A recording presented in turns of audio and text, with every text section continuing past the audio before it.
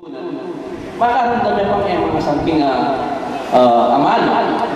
Pero sa saluksugan na ba ng kapamahalang lokal, nung nanay kabilyan na ilog na rin ana mo ito, yung kaya katakas ang kapa, alira po, basta balura, kailangan na datang ang Domingo. Eh samantarang sasabihan na po ng kaya katang konstitusyon, kaya katang saligang batas, atin kayong representante ng Junta Direktiba Lokal, iapin po yung Director of Medium, na dapat kay ba't yung pulong, susabay bayaran na lang ng kapamahalang lokal, pamilanan ng Director of Medium, nung nano po ay manilyari ka ng kakatang medium, kinod na po rin parumingo, pagkanita akita naman makanano na pong magservisyong masalese. Umbisan po, atin palang milyari kayo pamilyari ng medium tamo o kayo medium mismo. Alay mong balo ay manong kulang eh. Ne? Kung kaya ay napululog kayo sentro yung medium, kanya pala makinakit na eh.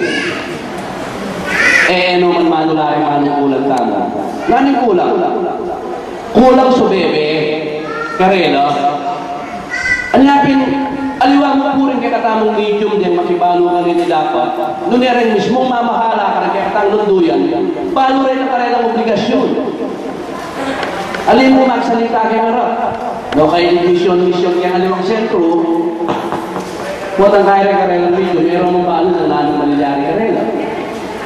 Huwag ang kaya kabut na namin takbo kay metong alugal, pareho na palang mag-vision, yan naman ni Kabalo.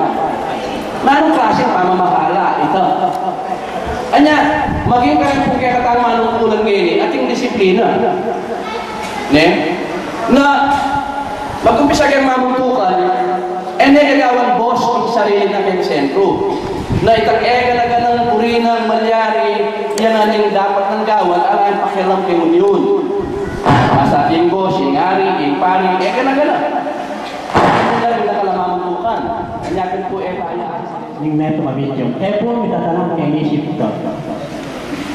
Katang bayong kunturan na dapat danggawan ding medyo. Sana po, kayong pinanit na ini, makabuklat na din kaya katang pamisip. Baltanggap, kaya tang mahulagang mensahe, dati ang mga galing magsalita yan. Sana malinis na din kaya katamong kaisipan. Malay po, kahita mo inuna, yung nung misan pamansin ang puting plataforma, pero atin ang kalaw. Itang kanitang panon ito, gifted. O karoon na ng Diyos. Uli. Kanina po halapang dakal at etapa makasala. Kaya ang bad influence na hindi kaya kapaligiran. Alang bisyo kanita. Alang nakakapit na yung medyo. Dapat niya kaya mong sariling ibali-bali ay nakamadyaring magpapiyasa. Uling ang bad influence masyado na yung malualos. Niya po kanito, dahil medium. Gusto mong naging medium niya. Dali siya isang talang na nakakuha na, uling alaya po aliwang amakwa. Kaluban na ng TV, alaya ang dakal ay station. At alam mo, kayong meto ka medium. Ngayon mo, itang kayang sa Diyo, itang kayang determination, kapamag-medium, yang mo yung isipan. Kaya nga rin ang pagkapadal, ikaingat po, kaya pinako. Napakaganda ng mga ganitong pangyayari at pagkakataon upang magkaroon tayo ng pagpapalitan ng darunungan. Lahat po tayo ay mayroong matututunan sa bawat isa. Ang lahat po ay may tutulong din ukol sa pag-unlad ng ating pag-aaral. Yun yan.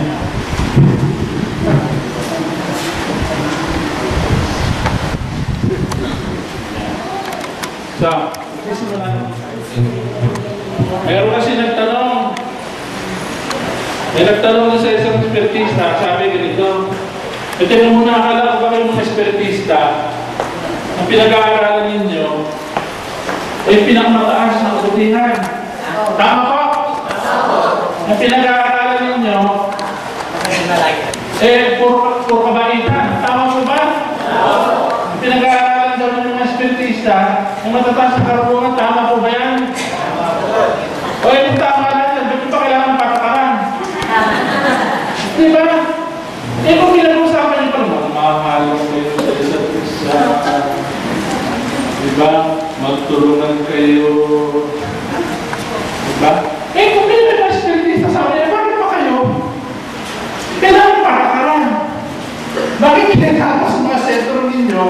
Sabihin, ito susundin natin, ito hindi natin susundin. Di po ba?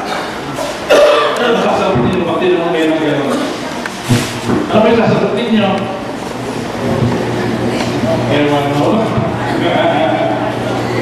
Ha?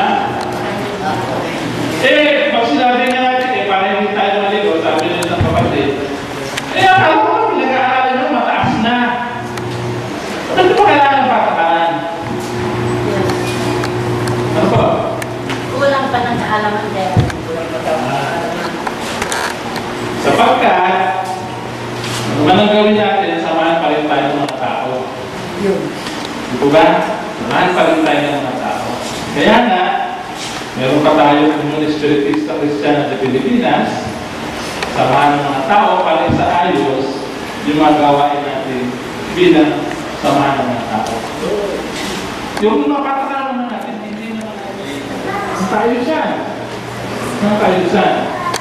Para magkaroon po tayo ng disiplina. At maya paginiwala ko sa inyo kung bakit importante ang kaayusan, bakit importante ang disiplina. Yan ako.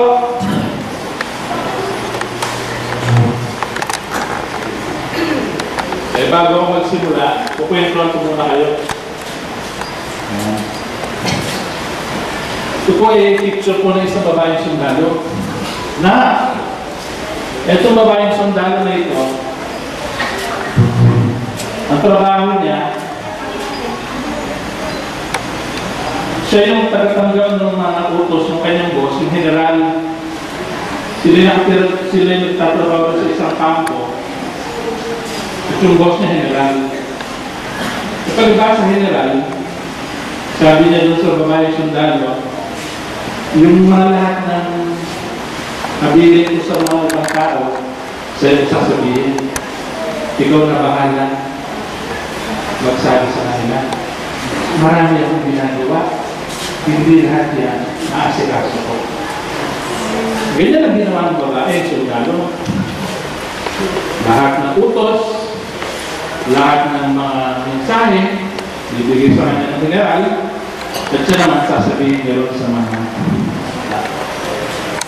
okay naman, ayos naman.